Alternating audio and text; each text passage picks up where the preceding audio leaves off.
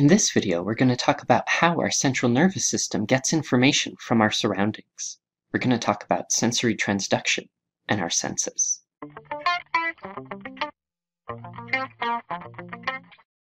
In order for our brain to really even know what our body is experiencing, it has to receive impulses. Sensory structures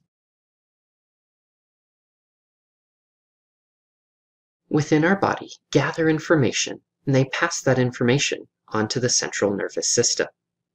Now, the conversion of stimuli into electrical signals by sensory receptors is known as sensory transduction.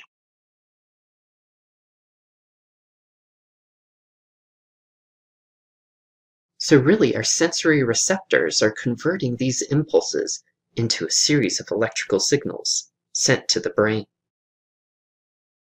For example, our sense of taste is caused by sensory receptors in our taste buds receiving certain chemical messages, converting that into a series of electrical impulses, and those impulses are then transmitted through sensory neurons to our brain. Our brain can then interpret what sort of taste it is that we're experiencing. Now, an important thing to realize is that the sensory receptors are not the sensory neurons themselves. Instead, sensory receptors are cells that receive impulses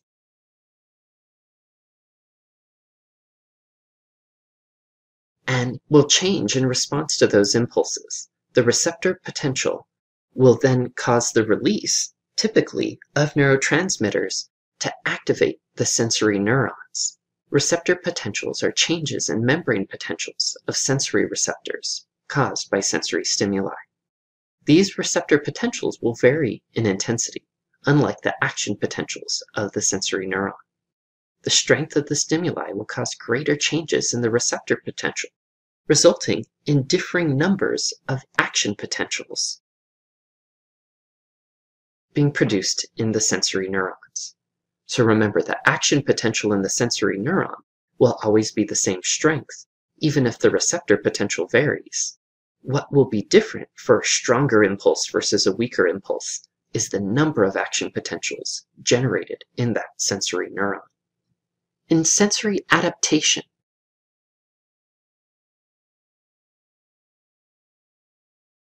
some sensory receptors will become less sensitive when they are stimulated repeatedly.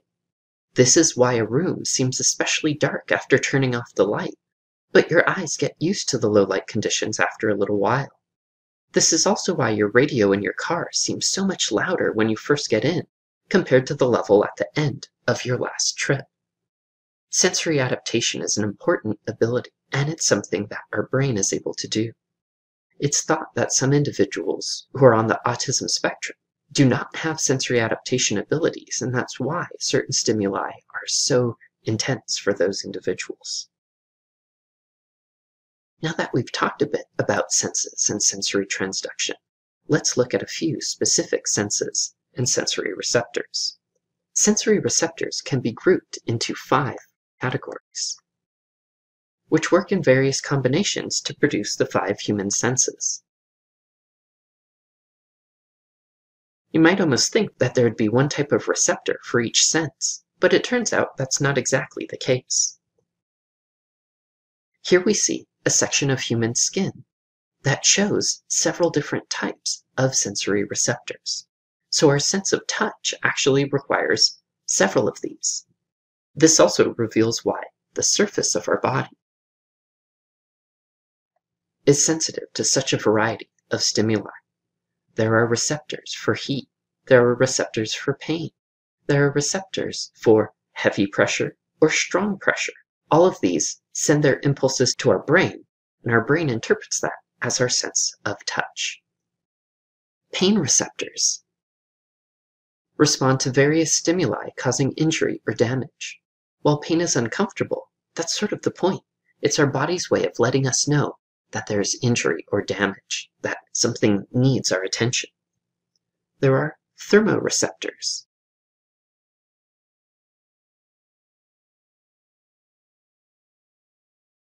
which are able to detect either heat or cold. There are mechanoreceptors,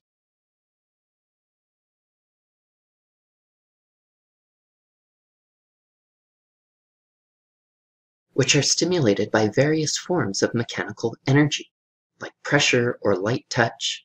So this is a part of our sense of touch, but as we'll see, this is also the cause for our sense of hearing. Chemoreceptors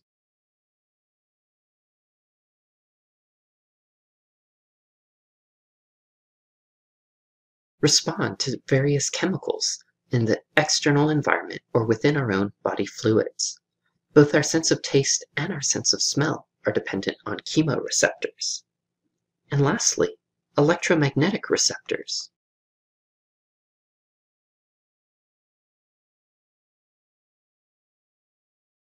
Are sensitive to energy of varying wavelengths, which include photoreceptors, which are sensitive to light. Our sense of vision is based on electromagnetic receptors within our eye. In fact, as we talk a bit about the sense of vision, the human eye is able to detect a multitude of visual stimuli.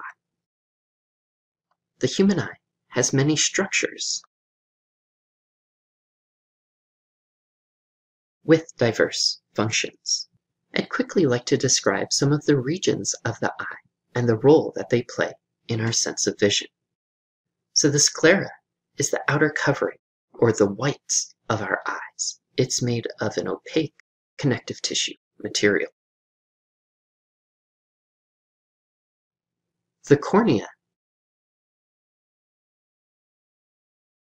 is the transparent region on the front of our eye that allows light into the eye, and it provides some assistance in focusing light.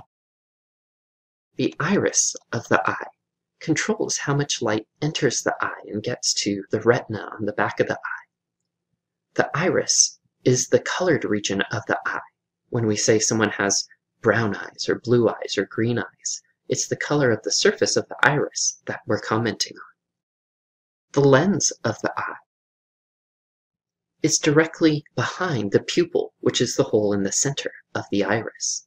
The job of the lens is to focus light onto the retina of our eye, which is the back lining of the eye.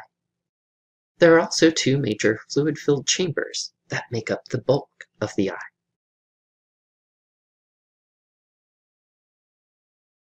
The large chamber is filled with what's called the vitreous humor, whereas the small chamber contains the aqueous humor. So these are the regions of the eye. When we look, as light enters our eye, the rays of light are going to be bent by the lens to focus that light on the back of the eye. Built into the human retina are two types of photoreceptors.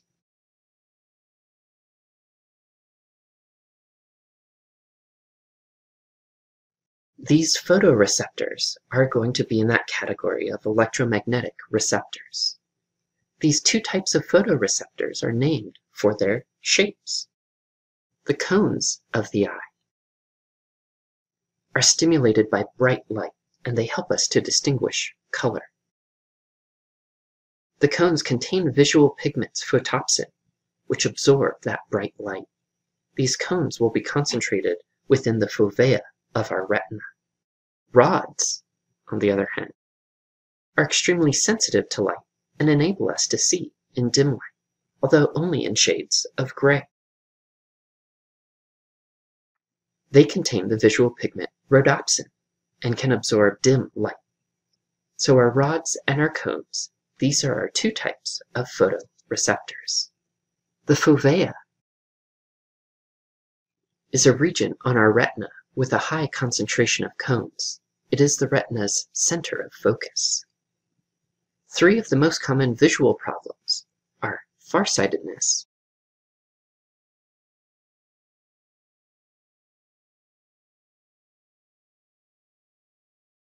nearsightedness,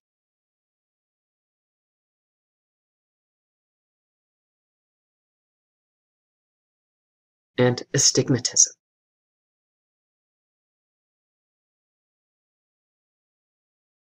All three of these result from focusing problems. All three of these can also be helped by corrective lenses. or surgical procedures. So let's look briefly at nearsightedness, farsightedness, and astigmatism. Nearsightedness, also called myopia, occurs when the eyeball is longer than normal, or when the focal point of the eye is in front of the retina. Farsightedness, known as hyperopia, occurs when the eyeball is shorter than normal, or when the focal point is behind the back of the retina. Astigmatism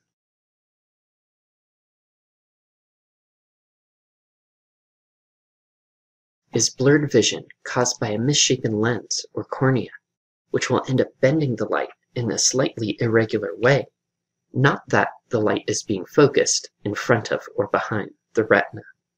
And again, corrective lenses are able to remedy or fix all three of these types of visual problems.